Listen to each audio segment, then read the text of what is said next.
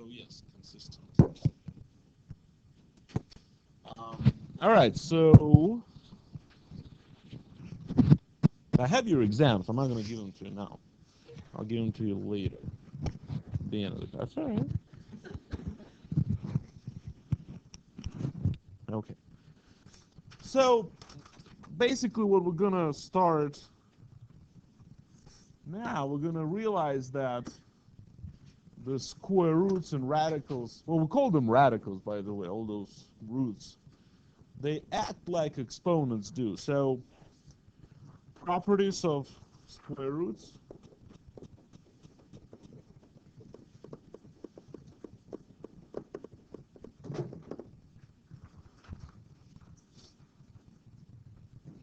So first, recall the definition. There were two things that needed to happen. The square root of a number is non-negative. And two, square root of a equals b implies that b squared equals a. So that was the definition from last class.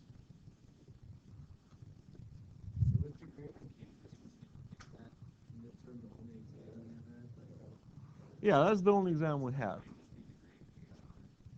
Yeah, so, but, you can either look at the raw score, because your exam was out of 110 points. That's what all points headed up to. So you'll see two grades. You'll see the raw score, and then there's a percentage there as well. Anywho, so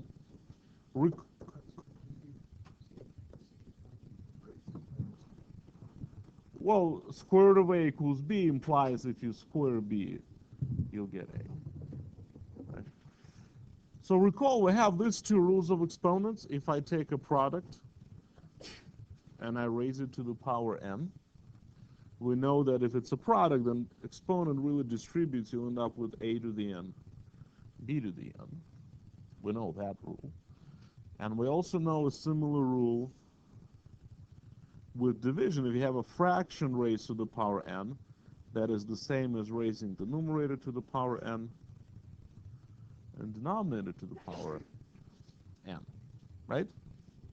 We know these two rules. So with the square roots, we have very similar rules, because again, square roots kind of act like exponents. So that means if you have a square root of a product, it is the same thing as the product of square roots. Just like with the exponent, you can take square root of each of the multiples, and same thing with the fraction. If you take a square root of a fraction, that is the same as taking square root of the numerator and the square root of the denominator. So these two sets of rules are basically equivalent.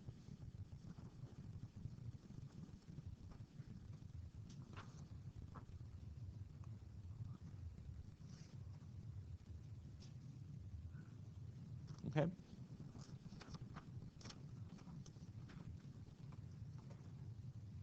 So, kind of a silly example, just to show you how these rules work. If I take a square root of 36, that equals to what? 6, right? There's no doubt in that. You agree with that? But for whatever reason, I decided to think of 36 as 4 times 9. Same as 36. If I apply that rule, that means it's a square root of 4 times square root of 9, which is 2 times 3. So you still get 6. So kind of works. But it doesn't work if there is a plus in the middle. Important.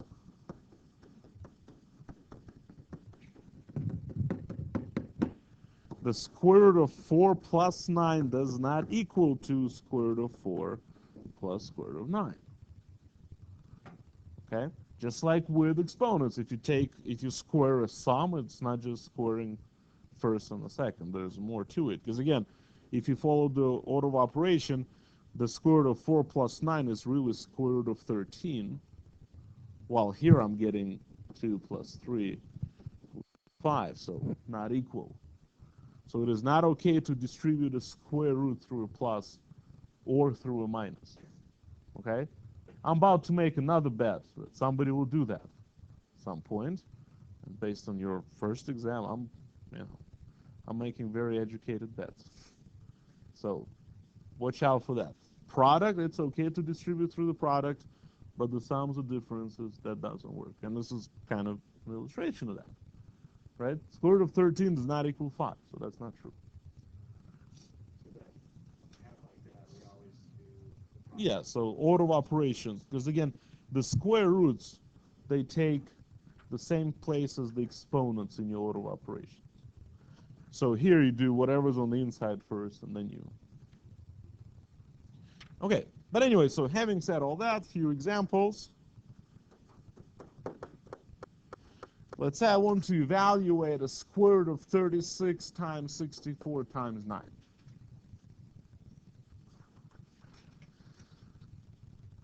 So I can go ahead and multiply 36 by 64 by 9, get a big number, and then try to take square root of it. Or I can apply the rule just to say, well, this is the same as square root of 36 times square root of 64 times square root of 9, which is 6 times 8 times 3. Right? That's easy to compute. That is 144.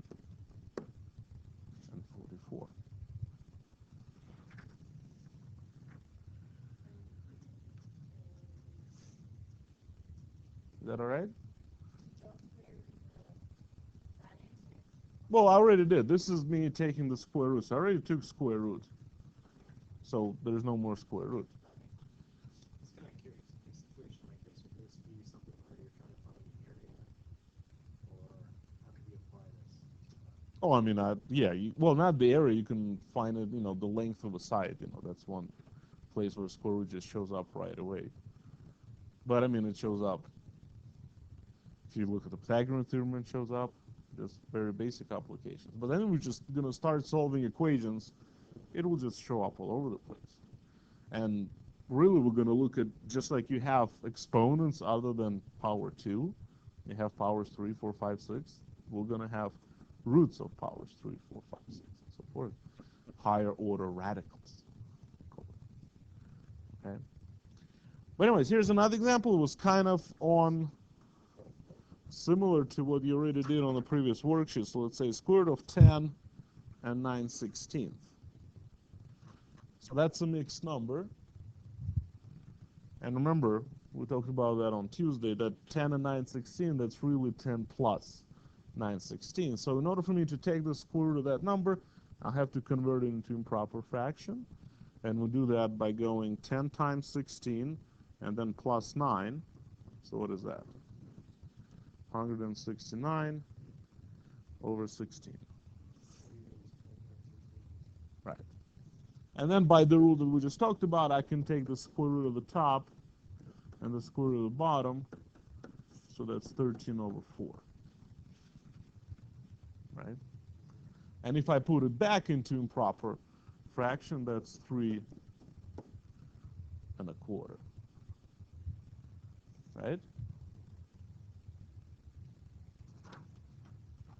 Yes? Does it matter if it's improper subtraction? Not really. I mean, to me, I don't care. But you should be able to go between one or the other form freely. How about this one? The square root of 37 squared minus 12 squared. What do you think that equals to?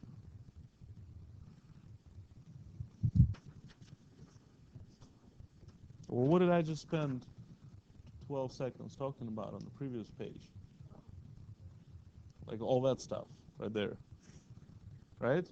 Because I have two numbers separated by a minus, which is kind of same as a plus. So I cannot be just taking square roots of both parts separately. Although it does feel so good that you can just ignore those little squares. Right?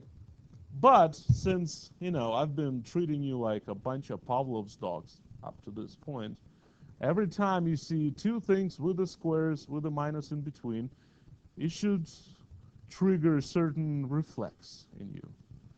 Difference of squares. So there's a way to turn that into a product. because we like dealing with products, which is 37 minus 12, 37 plus 12. Right? Difference of squares.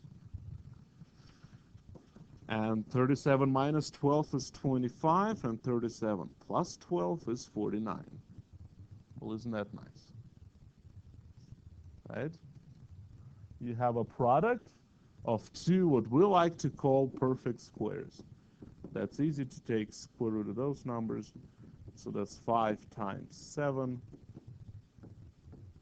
35. Well, 37 minus 12 is 25, and 37 plus 12 is 49.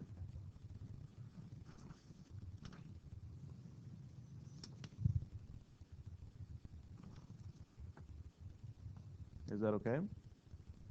So if you have a minus, you cannot just separate the square root, but if there's a way to convert it into a product, then it's okay. We can deal with products. Any questions on this one?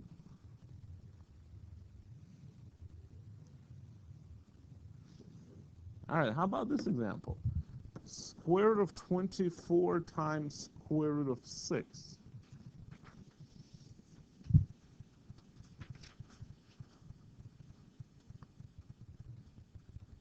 Can we take a square root of 24? Is 24 perfect square? No. Is 6 a perfect square? No. But I can use that same rule only the other way around. If I have a product of two square roots, I can rewrite it as a square root of a product. Right? It's the same rule, only written in other direction. Well, but 24 times 6 is 144. So now I have a square root of 144.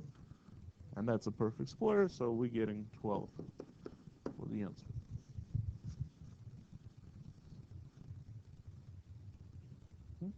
So we can use that rule both ways. If you have a product of two square roots, that's the square root of a product.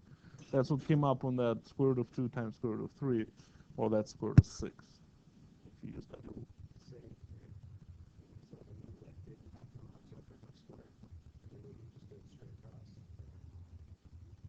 You mean if the number over here wasn't a perfect square? Well, then I can do square root of 25, yeah. Yeah, it would still work. I mean, if you had square root of 25 times square root of 9, then you can just go 5 times 3 equals 15. Or you can say, well, for whatever reason, 25 times 9 is 225, which is still 15. Okay? But of course, if it's written like that, then it's easier to just take square roots individually. Now, what if I divide these two things, square root of 24 divided by square root of 6? Again, I cannot compute square root of 24, I cannot compute square root of 6 separately, but division really means square root of 24 over the square root of 6, so I can put it under the same radical. This is the same as the square root of 24 over the square root of 6, which is just what? Yeah, square root of 4, which is 2.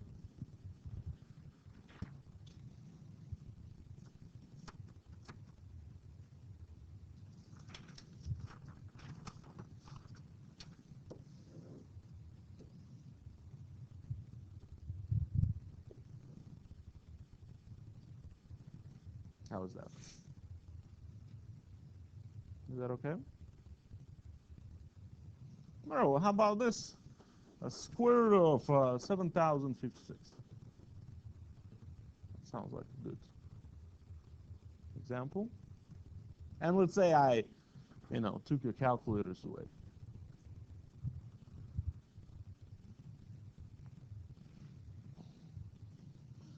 That would be hard to do, right? So, but here's one thing that we can do. Let me ask you this question. Don't write anything down. We realize that square root of 9 is 3. And we realize square root of 25 is 5. But But what do you think the square root of 3 squared is? 3. And what do you think the square root of 5 squared is? 5. Now, can you tell me how you go from here to there? Kind of, yeah, you can almost say that the square root and the square, they'll cancel each other.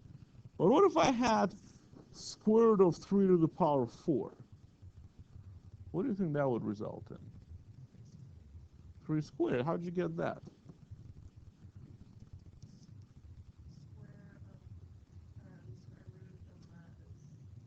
So you took square root of 4?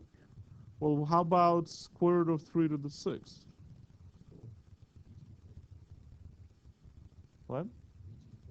It's still before. Because when you do 3 before. Why? Because a square and like a square root and a square, they cancel each other out. If you do a squared problem, you want to get a square root. But why are you thinking of 6 as 2 plus 4 rather than 2 times 3? Well, okay, well, let me ask you this. Okay, so here's the thing. If you think that square root of 3 to the 6 equals 3 to the 4, by definition, this implies if I square 3 to the 4th, I'll get 3 to the 6. Is that true? No. Right? So that's not true. So what do you think the 3 to the 6 will give me? 3 to the 3rd, because if I square that, I'll get 3 to the 6th. Right? So squaring is multiplying exponents by 2. Well, square rooting is kind of dividing exponents by 2. So if I ask you what is the square root of 3 to the power 12, you can say 3 to the power 6. Because by the definition, if you square 3 to the power 6, you'll get 3 to the power 12. Right? There's a little more to that. It's not just simply dividing powers by 2. There's another thing we need to look after. But for now, we can just kind of take that as a little rule. So back to my big example here. Let's do prime factorization of this number. We haven't done that in a while. So I'm going to take 7056, and I'm going to break it down into product of primes. So you always kind of look, is the number even? So if it's even, then you know there is a 2 in it. Right? So right away I know 2 and you said 35, 28. Okay. I'm all right with that. Okay. Is it still even? Yeah, so let's do it again.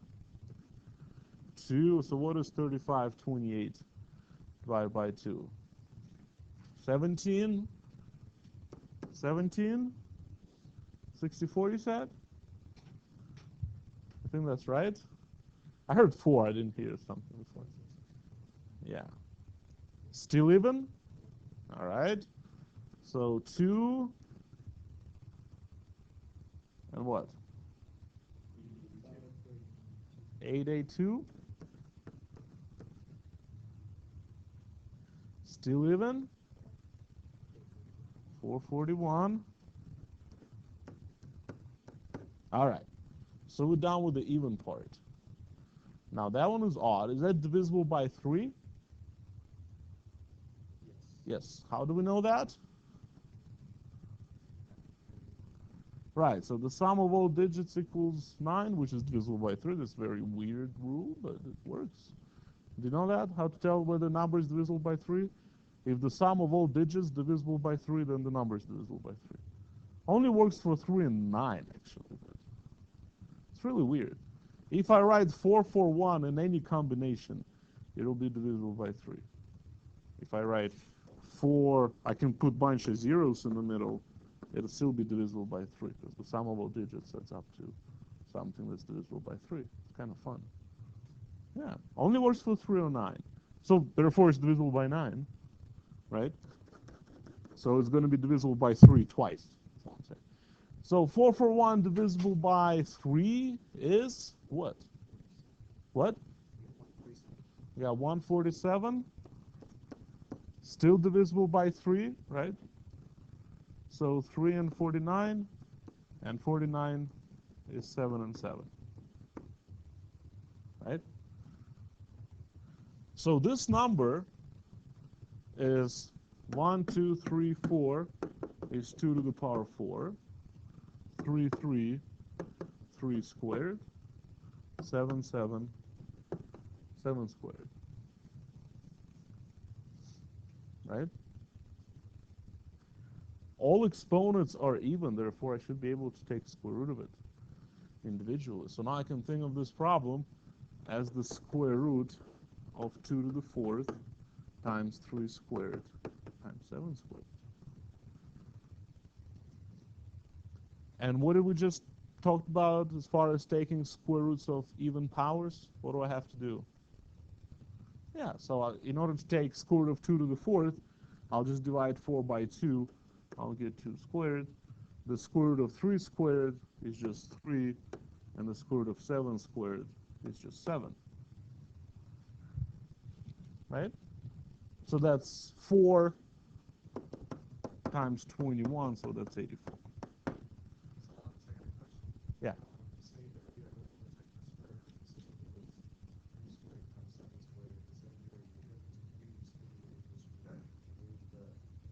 Yeah.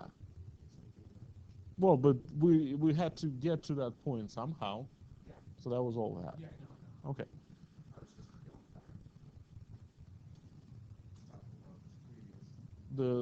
That one? Well, that one you did have to turn into a product because of the minus in between. You cannot separate. But if it's a product, then you take square roots term by term. So that's on an extreme case. I doubt I'll ever ask you something like that, but we can still do this by hand without the calculator. If you get all even powers, then the number is a perfect square. If one of those exponents was odd, then it wouldn't have worked. Okay? So, having done that, if I do this, square root of a squared b to the 4th, what do you think that equals to?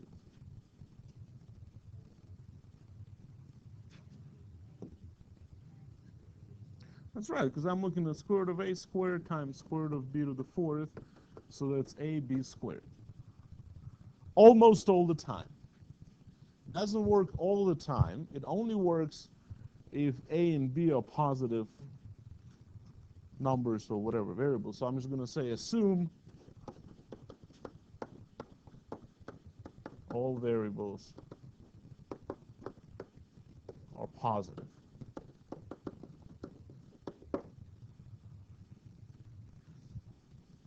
For now. We'll fix it later. Because again, a quick note, if I allow a to be negative, let's say a is negative to begin with, it's not a problem here because a gets squared.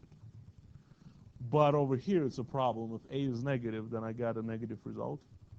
So that's not true then. So I'm just going to assume for now that all variables are positive to avoid that issue. At the same time, if I give you this problem, a square root of 16a to the 4th over 9b to the 6th.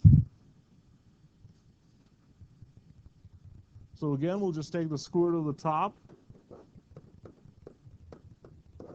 and the square root of the bottom. So what do you think we're going to get?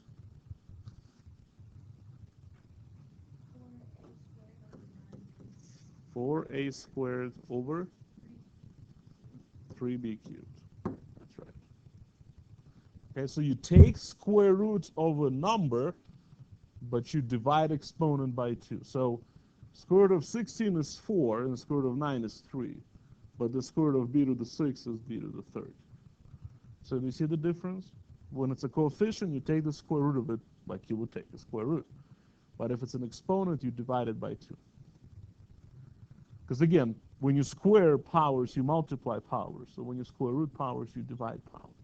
So it's the opposite operation, but it's very similar. So square roots act like exponents. We're actually going to define square root as an exponent eventually. Or any other radical. 3b cubed, right? 3b cubed. Is that what you're asking? Yeah, because the power 6, you just divide it by 2, you get 3. Now, these examples, we've done them on Tuesday, but I just want to do them again. What? So the 2 minus square root of 7 times 2 plus square root of 7. So on Tuesday, we introduced that notion of a conjugate. So these two numbers are conjugates. When two numbers differ by a sign in the middle, we call them conjugates. And we can use the difference of squares formula. So that's 2 squares minus square root of 7 squares, using the difference of squares formula, which is 4 minus 7, which is negative 3.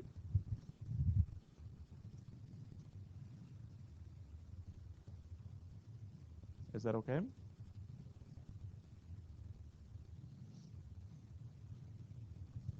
So, again, I mentioned that on Tuesday, when you multiply conjugates like this, you're always going to end up with rational number. For example, if I take square root of 5 plus square root of 3, can you tell me the conjugate of square root of 5 plus square root of 3? What is the conjugate of that number? Yeah, square root of 5 minus the square root of 3. All you have to do is to change the sign in the middle. Now, this product, I can use the difference of squares again. It will be square root of 5 squared minus square root of 3 squared, which is 5 minus 3, so that's 2. So again, I'm going to repeat that as many times as it takes, but a product of conjugates will result in pretty rational number, right?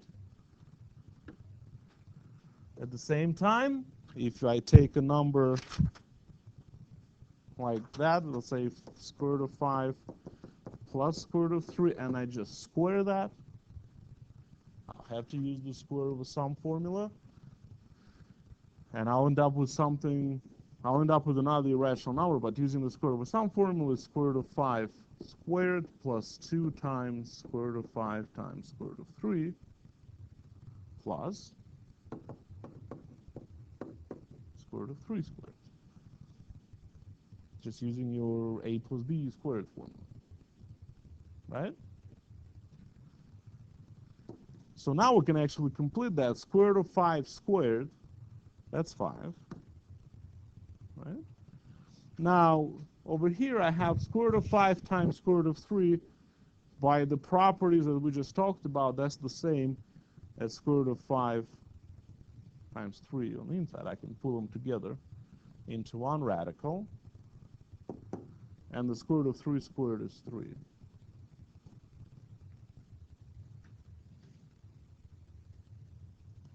So 5 plus 3 equals 8. And here, 5 times 3 is 15. So it's 8 plus 2 square roots of 15. That's what we got, which is still irrational. So when you take a number like that and you square it, you're most likely going to end up with another irrational number. But if there are going to be a point where you want to take an irrational number and end up with a rational number, the product of conjugates work. I'll keep repeating that till we get to the point where we actually have to use it. So the product of conjugates results in a rational number, while just squaring one of those numbers gives you just another one of those numbers. Irrational, still irrational. Yeah? Yeah. Well, good. That's about all. I have one of them beautiful worksheets.